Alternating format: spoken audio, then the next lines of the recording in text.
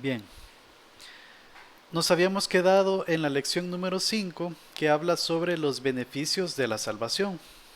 Entonces, habíamos visto que la primera, uno de los primeros beneficios es la justificación. Otro es el hecho de poder ser, de que esa naturaleza pecaminosa que tenemos ha sido como ya enjuiciada y nosotros ahora somos libres del pecado. Si bien nosotros seguimos en este cuerpo pecaminoso y seguimos pecando, pues ya tenemos nosotros al Espíritu Santo y podemos resistir la tentación, ya podemos nosotros tener esas herramientas que nos permiten por lo menos dejar de pecar tanto, ¿verdad? Y es un proceso, la santificación, que va a durar toda la vida. Pero sin embargo, pues no estamos solos, el Espíritu Santo nos ayuda, nos guía y nosotros podemos salir adelante haciendo la voluntad de Dios. Eh, y finalmente estamos con el tema que nos hacía falta. Permítame, quiero ver. También este beneficio lo vimos en la última clase, la base para la comunión de la familia cristiana, en donde vimos que nosotros pues ahora somos parte del cuerpo de Cristo, que es la iglesia. Es una familia de la fe en donde todos somos hermanos en Cristo Jesús. Entonces, siendo Él nuestro hermano también, lo único que es siendo el Señor Jesucristo el unigénito del Padre, mientras que nosotros somos hijos de Dios por adopción. Esa es la pequeña gran diferencia. Y, pero de igual forma, somos hijos, por lo tanto eh, somos bien vistos por el Padre. En Cristo Jesús, pues nosotros somos sin mancha delante de Él. Ahora vamos a entrar al tema de otro beneficio. Este es el número cuarto, que tiene que ver con la adopción a la familia de Dios. Esto del tema de la adopción, ustedes ya lo conocen, es lo mismo como se maneja en nuestro mundo secular, en donde eh, un niño normalmente, un pequeño, puede ser alguien grande también, eh, no tiene padres o algo pasó, ¿verdad? Y una familia, un hombre y una mujer, ¿verdad? Un matrimonio, eh, bueno, deciden y hacen la gestión respectiva para adoptar ese, esa personita o esa persona para poder ser parte de la familia como hijo. Entonces es un proceso respectivo y esta figura es la que se encuentra en la Biblia. Entonces nosotros somos hijos por adopción. Ya vamos a ver un poco los textos bíblicos que hablan sobre eso. Y pues para comenzar, pues parte del tema que estuvimos viendo en clases anteriores, que nosotros tenemos una naturaleza pecaminosa. Entonces, antes éramos hijos de ira y ahora nosotros somos hijos de Dios. Vamos a ver el texto bíblico donde habla sobre eso. También de alguna forma nosotros hemos sido libertados de la ley. Si bien hay una ley vigente que es la ley moral de Dios, pues, pero igual esa ley no me salva, o sea, que el cumplimiento de esa ley no me salva, sino que Cristo Jesús es el que cumplió la ley a cabalidad y esa justicia ha sido imputada a nosotros para que podamos ser sin mancha delante de Dios. Entonces no es por méritos nuestros, sino es por gracia, por medio de la fe en Cristo Jesús, que somos salvos. No por obras para que nadie se gloríe, como dice la palabra, ¿verdad? Posible únicamente por el acto voluntario de Dios, la elección de Dios, también estuvimos viendo eso. Y tenemos pleno derecho a todos los privilegios de pertenecer a la familia de Dios, la misma figura del hijo adoptado, ¿verdad? Que a partir desde el momento que ha sido adoptado, ese hijo ya no se puede devolver, o sea, ese hijo hereda, tiene todas las implicaciones legales cuando uno de los padres falta por el tema de la muerte, ¿verdad? El, por testimonio, perdón, por el testamento, pues ahí se puede ver de que es tratado como un hijo legítimo. Entonces no hay diferencia en ese sentido. Vamos a leer algunos textos bíblicos. Primero, permítame que alguien se conectó. Ok. Primero vamos a leer Efesios capítulo 2, versículo 3. Lo voy a leer yo primero. Entre los cuales también todos nosotros vivimos en otro tiempo en los deseos de nuestra carne, haciendo la voluntad de la carne y de los pensamientos, y éramos por naturaleza hijos de ira, lo mismo que los demás. En esta porción de la escritura, el apóstol Pablo está recalcando el hecho de que nosotros teníamos una vieja naturaleza, una naturaleza pecaminosa, haciendo la voluntad de la carne, o sea, pecando, sin remordimiento, sin tener nada que nos prohíba, por así decirlo, sino las mismas concepciones que uno naturalmente puede tener, pero al fin y al cabo, pues con esa tendencia hacia el mal, esa tendencia pecaminosa. Entonces todos nosotros hemos estado en esa condición en algún momento, somos parte de esa naturaleza de hijo de ira. Imagínense eso, ¿verdad? Estar eh, bajo esa situación con Dios, que Él nos mira como con ira. Pero ¿qué pasa? Esa naturaleza pecaminosa ya sabemos que nosotros somos nacidos de nuevo hacia otra naturaleza. Esta naturaleza ahora como hijo de Dios, que eso es lo que estuvimos viendo anteriormente. Pero en esta porción pues lo que se quiere recalcar es eso, que nosotros antes teníamos esa naturaleza pecaminosa y ahora que hemos nacido de nuevo y tenemos la fe puesta en Jesús, ahora somos hijos de Dios. Entonces en este mundo pues prácticamente solo hay dos tipos de personas, ¿verdad? Los hijos de ira y los hijos de Dios. Gálatas capítulo 4 versículos del 4 al 6. Voy a pedir a un hermano o una hermana que lo pueda leer, por favor. Amén. Pero cuando vino el cumplimiento del tiempo, Dios envió a su Hijo nacido de mujer y nacido bajo la ley, para que me redimiese a los que estaban bajo la ley, a fin de que recibiésemos la adopción de hijos. Y por cuanto sois hijos, Dios envió a vuestros corazones el espíritu de su Hijo, el cual clama, Abba Padre. Excelente, gracias hermana. Bueno, aquí la escritura, el apóstol Pablo siempre a los Gálatas está escribiéndoles y nos está dando estas verdades muy importantes que está confirmando que conforme al cumplimiento del tiempo, o sea, esto ya estaba planeado, esto ya estaba agendado desde antes de la fundación del mundo por Dios, las tres divinas personas, para esta salvación que estaba diseñada para que la justicia de Dios se mantuviera y el ser humano pudiera ser salvo también. Dios no va a tomar a, a un pecador y hacerlo justo así por así, ¿verdad? Sino que alguien tenía que pagar el precio por ese pecado de ese pecador. En este caso, por eso tenía que venir el Señor Jesucristo, ¿verdad? Para poder pagar ese precio, el justo por los injustos. Entonces, permítame. Entonces, aquí se menciona, Dios envió a su Hijo, nacido de mujer y nacido bajo la ley. Nacido de mujer haciendo referencia de que Jesús iba a tener esa naturaleza humana, como ser humano, como hombre. O sea, nació como uno de nosotros, pero también tenía la naturaleza divina, como Dios. Bueno, tiene.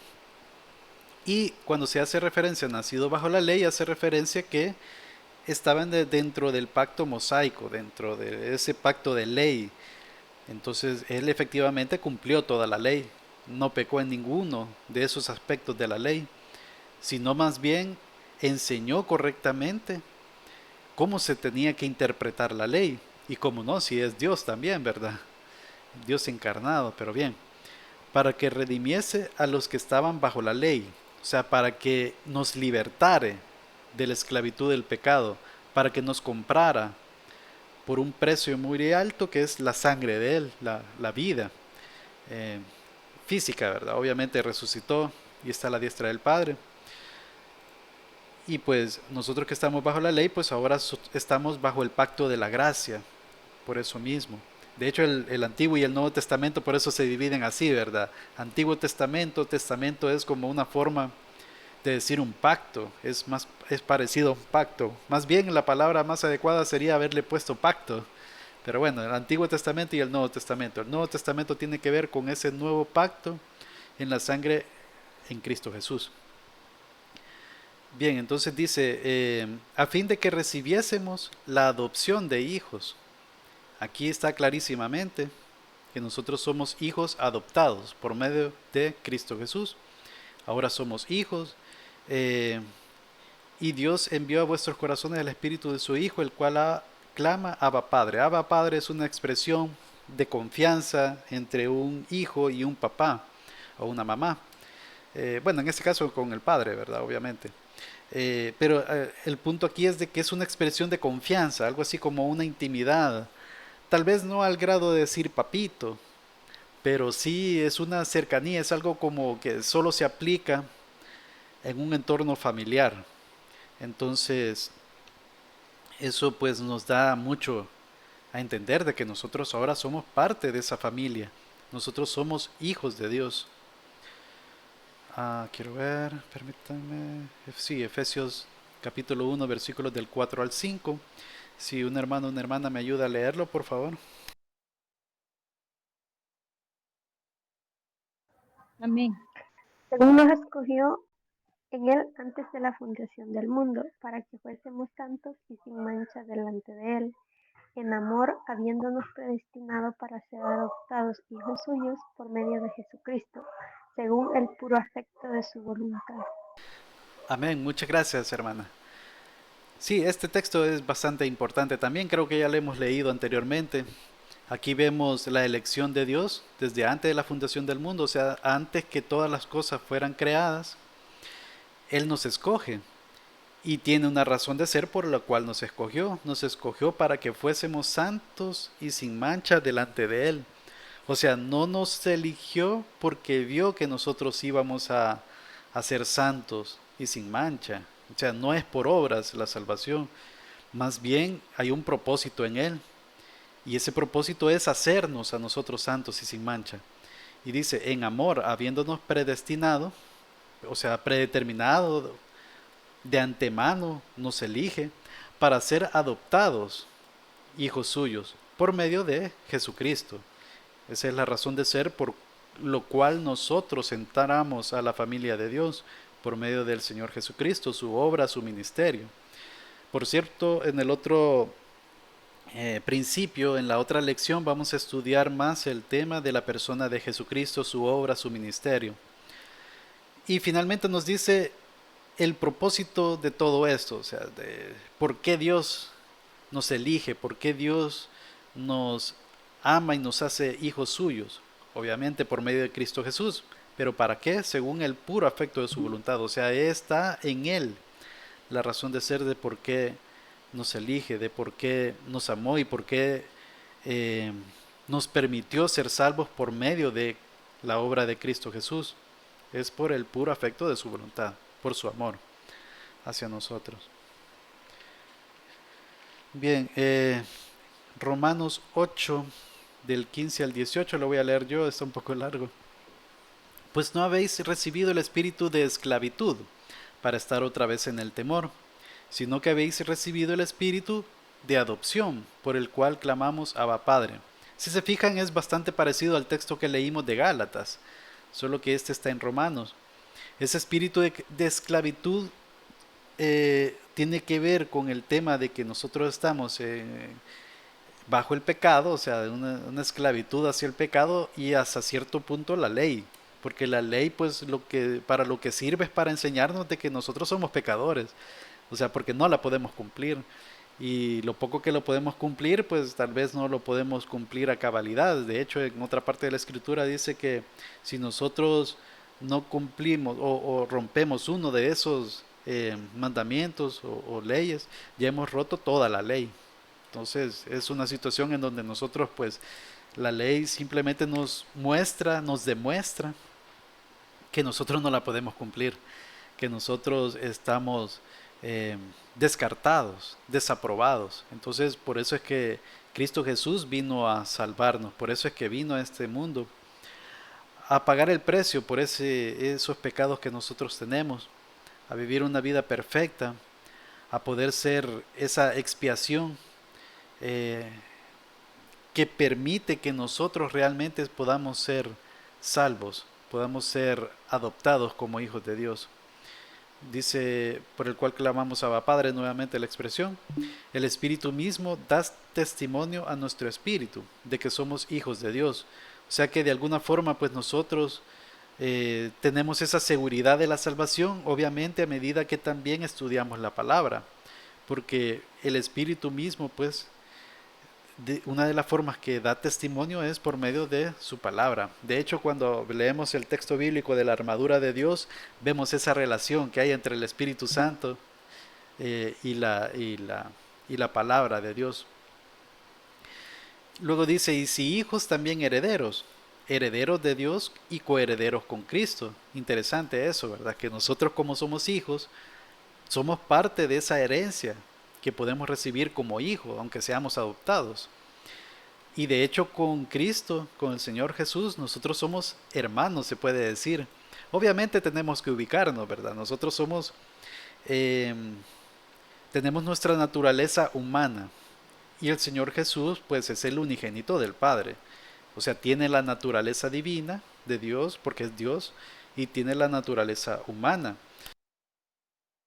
Ahora nosotros, por la fe, por la obra de Dios, es que nosotros somos hijos, somos hermanos con Cristo, y por eso es que somos coherederos con Él. Bueno, y si es que padecemos juntamente con Él, para que juntamente con Él seamos glorificados.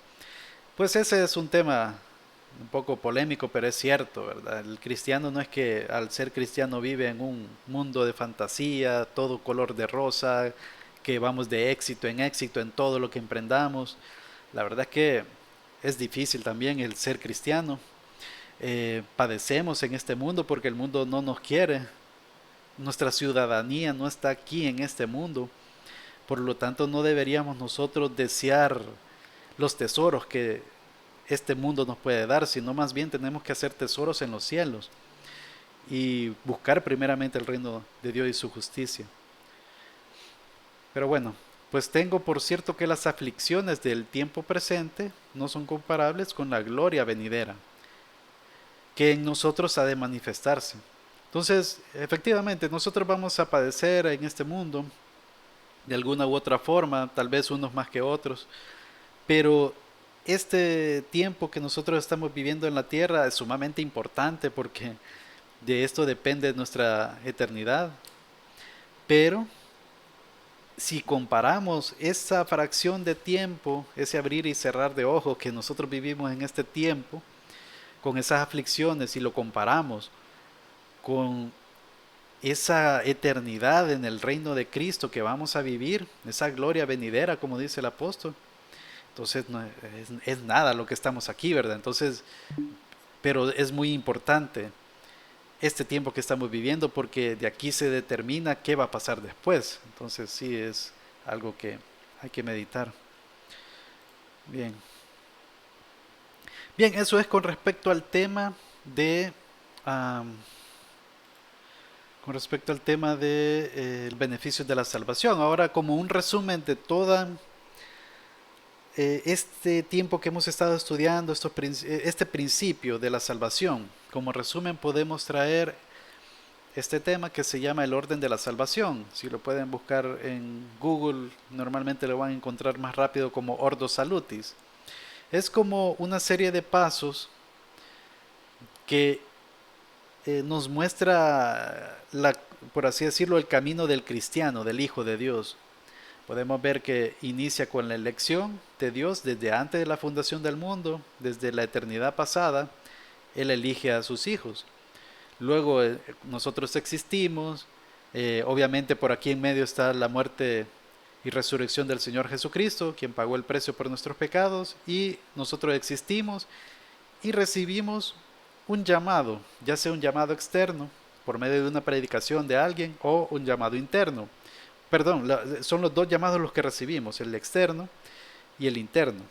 Primero tiene que existir ese llamado interno, que es por medio del Espíritu Santo, para que nosotros podamos tener el interés de oír a ese predicador o a esa persona que nos está hablando de la palabra de Dios, del Evangelio específicamente. Entonces, una vez recibimos ese llamado y entendemos el Evangelio, pues, pero entenderlo no solo, bueno, entenderlo de una forma racional sería. Entonces, sucede la regeneración. ¿Qué es la regeneración? Sino el acto de volver a nacer, de poder ser una nueva criatura. Entonces, ese es un acto que lo hace el Espíritu Santo en nosotros.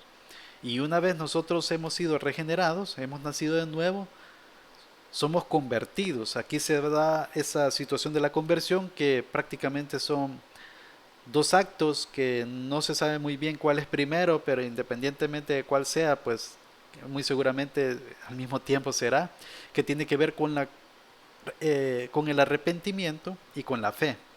Entonces, por eso es que la flechita está como al otro lado, ¿verdad? Es como que cambiamos de dirección, porque el arrepentimiento implica eso. No solamente reconocer que hemos fallado, que somos pecadores en este caso, y que necesitamos un Salvador porque nosotros mismos no nos podemos salvar, sino también eh, el hecho de, como ya hemos oído del Evangelio y creemos en el Señor Jesucristo, entonces ahí viene la fe, que es el acto de ese de poder tener esa confianza en el Señor Jesucristo. Entonces, si no fuéramos regenerados antes, no pudiéramos llegar a esa condición de conversión. Luego continúa con la justificación. Obviamente muchos de estos pasos suceden al mismo tiempo, no lo podríamos nosotros decir. Eh, por ejemplo, la regeneración, conversión, justificación y adopción. Sentiría yo que todo esto se da al mismo tiempo. Pero bueno, en la justificación pues ya lo estudiamos, es uno de los beneficios que vimos, el primero, que tiene que ver que nosotros ahora somos declarados justos delante de Dios por medio de Cristo Jesús, porque estamos ocultos en Cristo Jesús. Nosotros, nuestra identidad, estamos en Cristo. Por lo tanto, Dios nos mira como que está viendo al Señor Jesucristo. Por eso es que somos sin mancha delante de Él. Luego va la adopción, que tiene que ver con el tema que ya vimos. Ahora somos hijos de Dios. Luego se da la santificación, que en este caso está la santificación inicial, que nosotros en nuestro expediente celestial, por así decirlo, en nuestro estado, dice santo, o sea, apartado, ya somos parte de la familia de Dios, pero luego, bueno, lo que continúa es la santificación progresiva, o sea, que a lo largo de nuestra vida vamos a estar en un proceso de transformación, en crecimiento espiritual, en una madurez espiritual, de tal manera ser formados al modelo, a la meta del varón perfecto, que en este caso es el Señor Jesucristo, que obviamente en este lado de la eternidad, en esta tierra, no lo vamos a alcanzar, pero sí vamos a ir mejorando poco a poco, yendo de gloria en gloria. Y obviamente ya cuando nosotros recibamos bueno, cuando moramos, pues nosotros al estar en la presencia de Dios ya no tendremos relación con el pecado y pues ya no seguiríamos pecando. Luego va la perseverancia, que tiene que ver con la santificación, o sea que a lo largo de nuestra vida nosotros perseveramos, nos mantenemos firmes en la fe. Obviamente esto tiene que ver con los verdaderos creyentes. Y finalmente la glorificación, que tiene que ver con ese momento en donde Cristo viene por su iglesia y pues vamos a ser transformados. Vamos a recibir ese cuerpo glorificado y estaremos siempre con el Señor. Pues bien, este es el orden de la salvación. Vamos a leer algunos textos bíblicos rápidamente. Este se basa más que todo en... Quiero ver...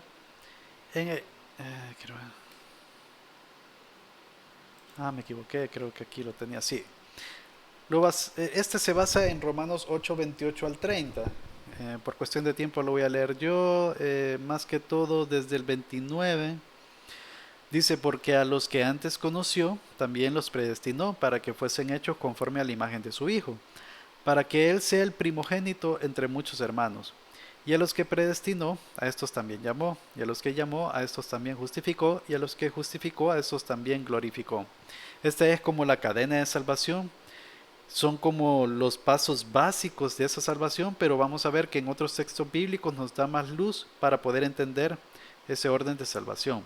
Pero lo importante aquí es ver que efectivamente ese grupo de personas que fueron predestinadas van a ser llamadas, y ese mismo grupo va a ser justificado, y ese mismo grupo va a ser glorificado. Bueno, ya somos glorificados, porque aquí, si se fijan, el verbo está como en presente, ¿verdad? Entonces, pues nosotros por la fe, pues nosotros ya somos eh, glorificados también.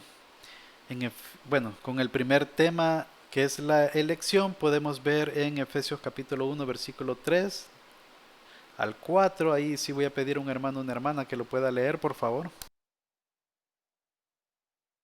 Amén. Bendito sea el Dios y Padre de nuestro Señor Jesucristo, que nos bendijo con toda bendición espiritual en los lugares celestiales en Cristo, según nos escogió en Él antes de la fundación del mundo, para que fuésemos santos y sin mancha delante de Él.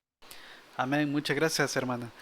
Sí, ahí pues es un texto que ya hemos leído y pues nos confirma que hemos sido escogidos por Dios antes de la fundación del mundo, o sea, antes de que se formaran todas las cosas, para que fuéramos apartados, para que fuéramos aceptos delante de Dios sin mancha.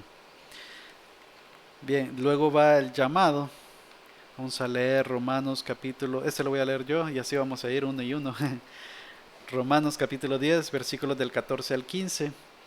¿Cómo pues invocarán a aquel en el cual no han creído?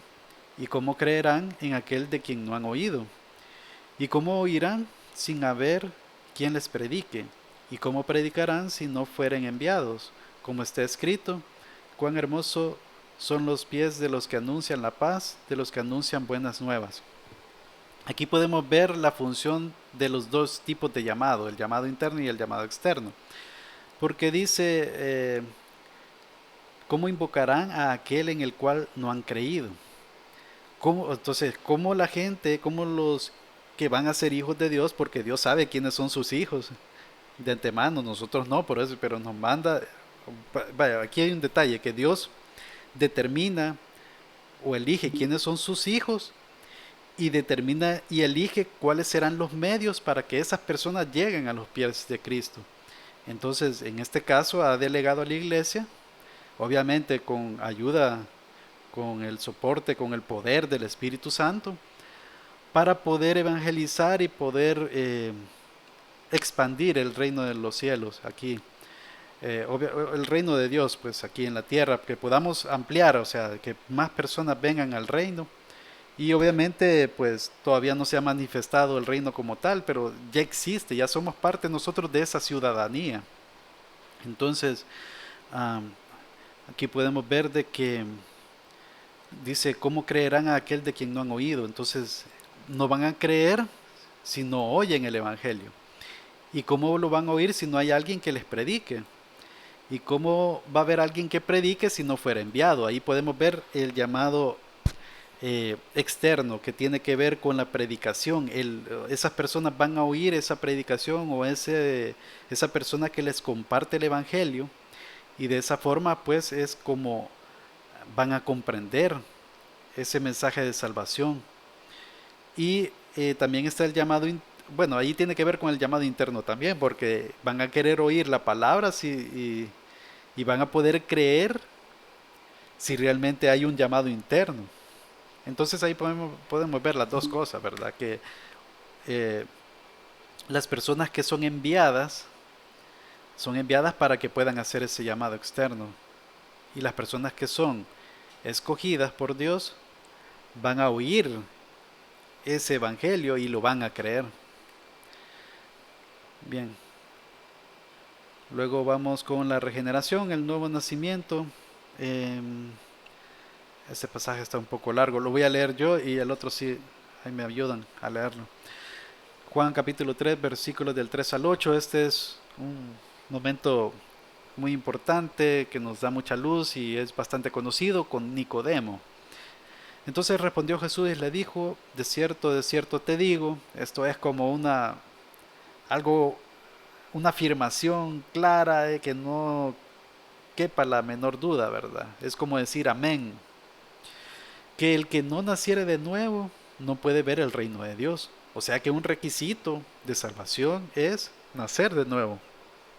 Nicodemo entonces le dijo, y Nicodemo, acuérdense que es un personaje, es un maestro, o sea, él conoce de la ley.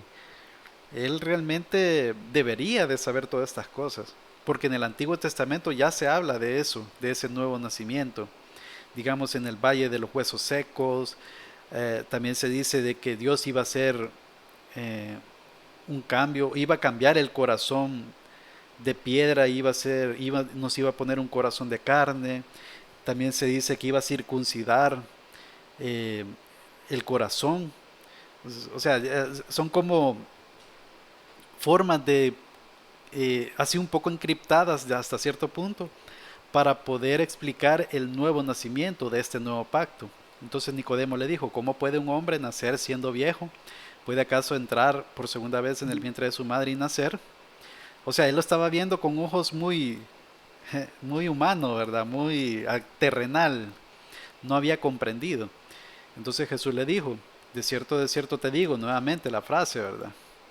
Que el que no naciere de agua y del Espíritu no puede entrar al reino de Dios. Con el agua tiene que ver con el bautizo, aunque ya hablamos que el bautismo no es un requisito de salvación, pero sí nos enseña algo muy importante que tiene que ver con el nuevo nacimiento. Nosotros somos sepultados con Cristo y resucitados a una nueva vida, a una vida eterna. Entonces, esa es una representación de ese nuevo nacimiento. Y del Espíritu, pues obviamente el Espíritu es el que nos hace esa regeneración, ese nuevo nacimiento. Por eso es que aquí, pues la tarea del Espíritu Santo es sumamente importante. Y es un requisito para que entremos al reino. Lo que es nacido de la carne, carne es. Ahí explicándole un poco a Nicodemo sobre ese tema, ¿verdad? Que no es de que hay que volver a nacer físicamente, ¿verdad? Y lo que es nacido del Espíritu, el Espíritu es. No te maravilles de que te dije, os es necesario nacer de nuevo. Y esto es bien importante, el viento sopla de donde quiere y oye su sonido, mas ni sabes de dónde viene ni a dónde va. Así es todo aquel que es nacido del Espíritu. Entonces, el Espíritu es relacionado en el Antiguo Testamento, en el Nuevo también, como viento, como el ruaj, como espíritu. Que, bueno, en el viento nosotros sabemos que existe, que está por ahí. A veces oímos sonidos del viento, a veces podemos ver de que las ramas se mueven de un árbol y cosas así, ¿verdad? Pero realmente nosotros no sabemos qué está haciendo. Entonces, por eso es que nosotros no sabemos quiénes son salvos y quiénes no, quiénes son nacidos de nuevo y quién no. Solo nosotros en el interior, nuestro espíritu mismo nos confirma, nos da testimonio que somos hijos de Dios. Bueno, el Espíritu Santo nos confirma a nuestro espíritu que somos hijos de Dios. Entonces,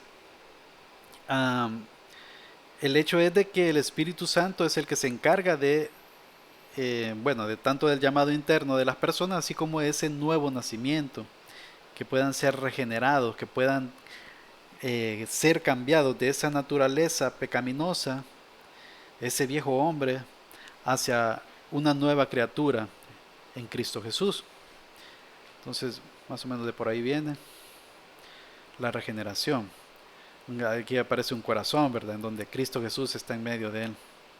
Luego sigue la conversión, Santiago 1:18. Si un hermano o una hermana me ayuda a leerlo, por favor. Amén. Él de su voluntad nos hizo nacer por la palabra de verdad, para que seamos primicias de sus criaturas. Amén, gracias hermana. Sí, aquí nuevamente vemos esa figura de nacer de nuevo, en este caso por la palabra de verdad. Entonces, ese nuevo nacimiento nos permite a nosotros ser parte de la familia de Dios y nos dice que para que seamos primicias de sus criaturas. Entonces, este texto es más bien parecido a lo que hemos visto anteriormente de regeneración, aunque ahí se puede ver también parte de la conversión, pero tal vez otro texto un poco más contundente o explícito es Hechos capítulo 20, versículos del 20 al 21. Lo voy a leer yo. Y como nada que fuese útil he rehuido de anunciaros y enseñaros. O sea que él está consciente de que se ha esforzado por anunciar y enseñar a ello, ¿verdad? Públicamente y por las casas, testificando a judíos y a gentiles acerca del arrepentimiento para con Dios y de la fe en nuestro Señor Jesucristo. Ahí podemos ver que el apóstol Pablo, bueno, el contexto es que él está dando un discurso de despedida a los hermanos que están en Éfeso. Entonces él está como dando estos argumentos de lo que ha hecho y entre eso pues resume bastante esta tarea evangelística que ha hecho, que tiene que ver con anunciarles de que de esto, del arrepentimiento para con Dios y de la fe en nuestro Señor Jesucristo. El arrepentimiento es cambiar de dirección, no es un simple remordimiento. El clásico ejemplo de esto es Judas Iscariote y Pedro, ¿verdad? El apóstol Pedro, de que en este caso pues Judas Iscariote, ya lo saben, él tuvo un remordimiento, hay personas que dicen que se arrepintió, pero realmente fue un arrepentimiento, una tristeza que viene del mundo. No, ¿por qué? Porque él devolvió las 30 monedas de plata, dijo que había entregado sangre inocente y bueno, y se fue a ahorcar, ¿verdad? Entonces Judas definitivamente no fue salvo, es el hijo de perdición. Eh, pero sí, él tuvo un remordimiento muy profundo, una tristeza que vino del mundo que no la soportó, pues lo llevó a la muerte. Mientras que Pedro, si se acuerdan, Pedro negó al Señor 3 veces. Judas también lo negó porque lo traicionó, ¿verdad? Es casi lo mismo, o sea, Pedro, solo que hay una gran diferencia, el apóstol Pedro sí se arrepintió de verdad porque él pues o lloró amargamente después de haberlo eh, negado. um, pero él continuó, o sea, no se mató, pues, o sea, de hecho él fue uno de los pilares importantes de la iglesia primitiva. Y, bueno, entonces, y de hecho él iba como a impulsar a los demás a poder seguir adelante en la fe, en poder esperar al Señor para que les pueda dar instrucciones, obviamente también a esperar al Espíritu Santo para que ellos puedan ser, eh, puedan tener el poder para poder dar testimonio del Señor Jesucristo. Y bueno, y la tarea que hicieron fue muy grande, ¿verdad? Tanto así que hoy estamos un día jueves a las 7:42 de la noche estudiando la palabra, ¿verdad? Un grupo de hermanos en El Salvador. Pero bien, entonces estos dos factores, el arrepentimiento y la fe, es parte de la conversión. La fe es creer, tener la confianza en el Evangelio, en lo que nos enseña sobre el Señor Jesucristo. ¿Y cuál va primero, cuál va después? Pues no se sabe con cabalidad. Aquí pues se menciona uno primero. Pero bien, es un tema teológico que no lo vamos a tocar, pero obviamente es importante que sepamos de que esta conversión pues cada uno de nosotros la hemos experimentado. Luego va la justificación, que pues lo voy a leer más rápido aquí, que esto ya lo estudiamos también. Justificados pues por la fe tenemos paz para con Dios por medio de nuestro Señor Jesucristo, porque también tenemos entrada por la fe a esta gracia, en la cual estamos firmes y nos gloriamos en la esperanza de la gloria de Dios.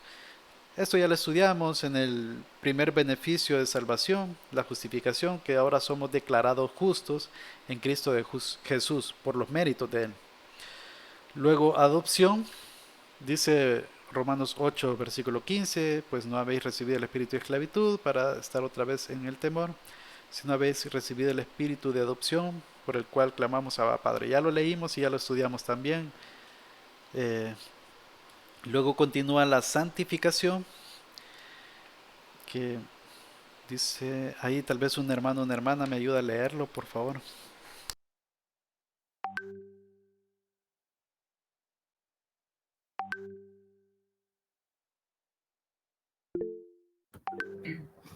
Y el mismo Dios de paz os santifique por completo, y todo vuestro ser, espíritu, alma y cuerpo, sea guardado irreprensible para la venida de nuestro Señor Jesucristo. Fiel es el que os llama, el cual también lo hará. Amén, muchas gracias.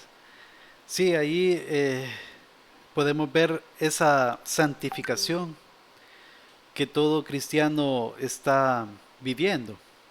Y ahí en la escritura nos está confirmando que santifique por completo, o sea que ahí nos está confirmando que es un proceso, es progresivo hasta llegar a una meta, que esa meta es ser completos, completamente santos, que obviamente lo vamos a tener hasta la venida de nuestro Señor Jesucristo. Bueno, perdón, hay una mano levantada. Hermana Elsie, sí, puede indicarme. Era de ratitos que era para leer el texto, pero se quedó levantado. Perdón, sí, no me di cuenta antes, ok. Sí, está bien, gracias, hermano. Ok. Entonces este es un proceso que nosotros desde que llegamos a los pies de Cristo, pues nosotros entramos, somos santos, sí, posicionalmente, o sea, somos apartados para el Señor, ¿verdad? En el momento que nosotros somos convertidos, bueno, que somos salvos como tal, ¿verdad? Pero de ahí para allá pasamos un proceso de santificación, o sea, seguimos pecando, ¿verdad? Pero vamos en un proceso de mejora continua, por así decirlo. Eh, y dice, todo vuestro cuerpo, perdón, todo vuestro ser, espíritu, alma, cuerpo, sea guardado irreprensible para la venida del Señor Jesucristo. Fiel es el que os llama, el cual también lo hará. O sea que es algo ciertísimo que vamos a llegar hasta ese punto, los que somos hijos de Dios, ¿verdad? Bien, luego va la perseverancia. Esto lo voy a leer yo, quiero ver. Sí. Filipenses capítulo, bueno, el texto bíblico creo que es otro, Primera de Juan, creo que es, Primera de Juan capítulo 2, versículo 19, dice, salieron de nosotros, pero no eran de nosotros, porque si hubiesen sido de nosotros, habrían permanecido con nosotros. Pero salieron para que se manifestase que no todos son de nosotros. Ese nosotros significa hijos de Dios, ¿verdad? Cristianos, verdaderos. Parece un trabalenguas esto, pero si ponemos atención, vemos que un verdadero hijo de Dios no se va a perder, o sea, no va a terminar como negando al Señor Jesucristo. Entonces, hay gente que sí puede estar con nosotros en la iglesia. Lamentablemente es un hecho que así es, ¿verdad? Así como en la parábola, perdón, del trigo y la cizaña. O sea, es un hecho que en este mundo, pues como les mencioné casi al principio, hay dos tipos de personas, ¿verdad? Los hijos de ira y los hijos de Dios. Entonces, pero bien, ¿cómo vamos a reconocerlos? Por sus frutos. Y aquí los vamos a ver. ¿Cuál es uno de los frutos que nos da garantía de quién es hijo de Dios y quién no? Los que permanecemos somos hijos de Dios. Aunque si bien es cierto, hay veces que hay personas cristianas verdaderas que se separan por un tiempo, pero si son hijos de Dios van a llegar o sea, va a regresar al redil tarde o temprano, ¿verdad? Así como dice en la parábola de las 100 ovejas, que se descarría uno. Entonces el pastor sabe que se ha perdido una de sus ovejas, entonces el pastor mismo la va a ir a traer. ¿En qué condición? No sabemos, ¿verdad? Puede ser que a las buenas o a las malas, pero que va a llegar al redil. Entonces, pues eso, ¿verdad? Luego continúa la glorificación. Este lo voy a leer yo, 1 Corintios capítulo 15, versículo del 50 y 54. Pero esto digo, hermanos, el apóstol Pablo hablando, que la carne y la sangre no pueden heredar el reino de Dios, ni la corrupción hereda la incorrupción. O sea que nosotros con este cuerpo físico no podemos realmente entrar al reino de Dios. Si bien nosotros somos parte del reino de Dios por la fe en Cristo Jesús y espiritualmente nosotros pues somos una nueva criatura, ¿verdad? Y todo. Pero este cuerpo mortal no está diseñado para estar en ese reino. porque tenemos corrupción todavía, o sea, seguimos pecando. Pero bien, he aquí os digo un misterio. No todos dormiremos. Esto de dormir no significa literalmente dormir, ¿verdad? Sino que hace referencia de una forma poética a lo que conocemos como la muerte. O sea, no todos moriremos, pero todos seremos transformados. Eso sí, tanto los que ya están muertos como nosotros que estemos vivos, si es que estamos vivos, cuando venga el Señor Jesucristo. En un momento, dice, en un abrir y cerrar de ojos, a la final trompeta, porque se tocará la trompeta. Y los muertos serán resucitados incorruptibles y nosotros seremos transformados. O sea, todos vamos en ese momento que será tocada la trompeta, vamos a ser transformados, vamos a recibir un cuerpo celestial, un cuerpo glorificado. Porque es necesario que esto corruptible, o sea, esta carne, se vista de incorrupción, el cuerpo glorificado, y esto mortal se vista de inmortalidad. Nosotros vamos a ser inmortales con ese cuerpo. Y cuando esto corruptible se haya vestido de incorrupción y esto mortal se haya vestido de inmortalidad, entonces se cumplirá la palabra que está escrita: sórbida es la muerte en victoria. ¿Por qué? No es que significa que la muerte sea personificada, ¿verdad? Así como nos muestran en las caricaturas, como una sombra, así con una gabardina negra y una guadaña creo que se llama. No, aquí lo que quiere significar es de que nosotros con ese cuerpo glorificado ya no vamos a experimentar la muerte, ya nosotros somos inmortales. Entonces por eso es que ya la muerte ya fue vencida, pues. Ese es el punto ahí. Pues bien, esa es la glorificación y de ahí tenemos la vida eterna en el reino del Señor Jesucristo y pues hay un tema escatológico que ahorita no vamos a tocar, ¿verdad? Digamos esas posiciones teológicas, pero bien, eso es prácticamente lo que teníamos con respecto a esta lección. Faltan 9 minutos para las 8. No sé si hay alguna pregunta, algún detalle que quieran o alguna opinión o comentario.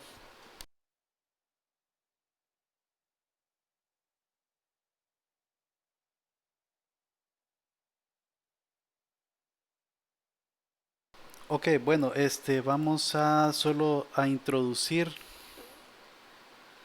la lección, el principio más bien, número 2. Y la otra semana pues la vamos a desarrollar el tema como tal, ¿verdad?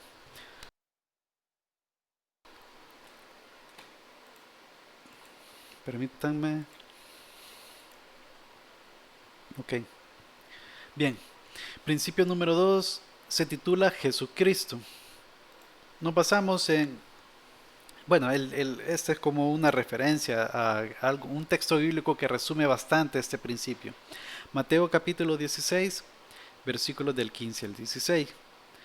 Él les dijo: ¿y vosotros quién decís que soy yo? Respondiendo Simón Pedro, dijo: tú eres el Cristo, el Hijo del Dios viviente. Esta pregunta de quién es Jesús es la pregunta más importante de toda nuestra vida, porque de eso depende nuestra eternidad, nuestra eternidad básicamente. Depende de cómo respondamos a esa pregunta. El Señor Jesucristo, pues en su ministerio terrenal, a sus discípulos les hace esta pregunta: ¿quién decís que soy yo? Porque la gente estaba diciendo que él era Juan el Bautista, que era Elías. O sea, tenían varias opiniones al respecto, pero él le interesaba saber cuál era o sea, qué es lo que pensaban los apóstoles. Obviamente él ya sabía lo que ellos pensaban, pero esto quedó escrito y nos enseña a nosotros de que es algo muy importante, y la revelación también nos muestra que el Espíritu Santo inspiró al apóstol Pedro para poder decir algo que nos ayuda a nosotros a saber quién es Jesucristo, que él dijo efectivamente que era el Cristo, el Hijo del Dios viviente. Cristo es una palabra que significa ungido, y el ser ungido tiene como significado ser elegido. O sea, a las personas en el Antiguo Testamento, por ejemplo, normalmente a los 3 oficios de profeta, sacerdote, rey, normalmente siempre se ungía con aceite, el ser ungidos es como ser elegidos para una tarea. Por ejemplo, un profeta obviamente tenía que hablar, ser el portavoz del mensaje que quería dar Dios a su pueblo, ¿verdad? O a personas específicas. El sacerdote pues era ungido, y posteriormente los sumo sacerdote era ungido para poder intermediar entre el pueblo y Dios, para poder expiar el pecado del pueblo con esa fiesta judía, bueno, esa fiesta de Israel, del día de la expiación, por ejemplo, que se hacía en el mes séptimo, en el día 10 de cada año. Una vez en el año, pues la fiesta del día de la expiación era sumamente sagrado, y el sumo sacerdote entraba al lugar santísimo, la única vez en el año que podía entrar, para poder rociar esa sangre del macho cabrío, que representaba pues la expiación de todos los pecados del pueblo. Anteriormente pues él tenía que hacer esa expiación también por sus pecados y el pecado de su familia. Pero bien, el punto aquí es de que ese sumo sacerdote o esos sacerdotes que servían en el tabernáculo o en el templo, pues eran ungidos para poder trabajar de eso, para poder servir de ello como un intermediario entre las personas y Dios. Contrario a los profetas, ¿verdad? Que los profetas también son intermediarios, solo que de Dios hacia nosotros. Y luego está el rey, que también los reyes eran ungidos para esa tarea de gobernanza en la tierra. Muchas veces el rey representaba al pueblo en sí. Por ejemplo, en el Antiguo Testamento, en el tiempo de Israel, de sus reyes, podemos ver que habían reyes buenos y reyes malos, ¿verdad? Y dependiendo de cómo sea el rey, pues así generalmente era el pueblo, ¿verdad? Era como el representante del pueblo. Entonces, de igual forma, eran elegidos por este tipo de con un ungimiento, no sé si la palabra existe, pero eran ungidos, eran ungidos. Entonces, en este caso, el Cristo significa eso, el ser ungido, el ser el elegido de Dios. Viene de Mesías, en hebreo, de Meshiach, que viene significando lo mismo, el Mesías, el ungido, el Cristo. Y el apóstol Pedro dice algo todavía más que a nosotros nos debe dar más luz, ¿verdad? Y que definitivamente él la tenía clara, ¿verdad? Dice, hijo del Dios viviente. O sea, ahí estaba reconociendo no solamente que él era el elegido, que él era el ungido, el Mesías que tanto estaba esperando el pueblo de Israel, que iba a libertar al pueblo de la esclavitud. Lo único que ellos pensaban que era la esclavitud de Roma, del imperio, mas no sabían que era algo mucho más importante, más relevante y bueno, infinitamente mucho mejor, ¿verdad? Que era la liberación del pecado, o sea, la salvación por gracia, por medio de la fe en Él. Pero bien, entonces ahí está declarando que este Cristo que iba a venir no solamente era un ser humano elegido por Dios, sino era Dios mismo, era hijo de Dios. ¿Por qué digo Dios mismo? Porque aquí se ve la lógica de esto, ¿verdad? Que un elefantito, un elefante, por ejemplo, cuando está con la elefanta, no sé, por decirlo así, tienen, concibe, ¿verdad? Y tienen un elefantito. Entonces, ese elefantito, por su naturaleza, es un elefante como tal, o sea, es de la misma naturaleza, la misma especie. En este caso, el decir que Jesús es el Hijo de Dios, está diciendo eso mismo, que tiene la misma naturaleza divina. Por eso es que tanto problema tuvo el Señor Jesucristo con los fariseos, porque Él decía que era Hijo de Dios como tal. Y entonces ellos lo veían como blasfemo porque dice literalmente, hay un texto bíblico que lo vamos a leer más adelante, pero decía literalmente de que tú siendo hombre te haces Dios, decía. Y en ese contexto es de que les decía que es hijo de Dios. Entonces, porque ellos tenían claro eso. El que dice que es hijo de Dios es porque se está haciendo Dios, teniendo su propia naturaleza. Por eso es que nosotros somos hijos adoptados.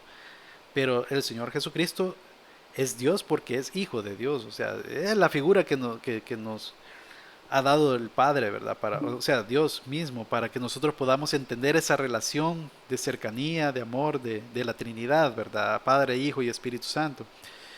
El Señor Jesucristo es la segunda persona de la Trinidad, ¿verdad? Pero bien, entonces el punto aquí es eso, ¿verdad? Que el Señor Jesucristo no solo fue un profeta, no solo fue un maestro, como muchas personas dicen por ahí, ¿verdad? Generalmente hay cristianos liberales en estos últimos tiempos que niegan la divinidad de Dios, y eso es totalmente una herejía. Eh, Jesús es Dios y no hay más, pues, esa es la verdad y es el Mesías, el Cristo, el quien iba a liberar del pecado al pueblo de Dios.